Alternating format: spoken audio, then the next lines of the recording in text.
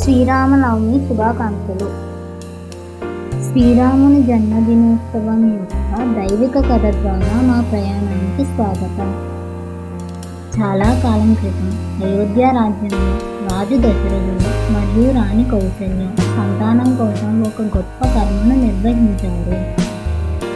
దశరథ రాజు తన భార్య కైకేయికి చేసిన వాగ్దానం కారణంగా రాముడు, సీత మరియు లక్ష్మణులతో సహా 14 సంవత్సరాల అరణ్యవాసానికి బయలుదేరాడు.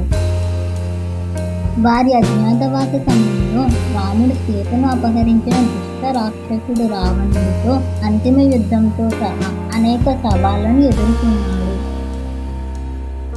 విజయవంతమైన యుద్ధాలు మరియు తన విధులను నెరవేర్చిన తరువాత శ్రీరాముడు అయోధ్యకు తిరిగి వచ్చాడు.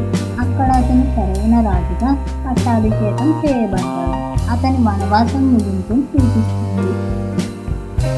శ్రీరామనవమి ధర్మం, భక్తి మరియు చెడుపై మంచి సాధించిన విజయాన్ని జరుపుకుంటుంది. శ్రీరాముని ఆశీస్సులు మన జీవితాల్లో వెలుగులు నింపుతాయి. శ్రీరామనవమి కేవలం పండుగ మాత్రమే కాదు, ఇది శ్రీరాముని జీవితంలో పొందుపరిచిన శాశ్వతమైన సత్యాలను గుర్తు చేస్తుంది.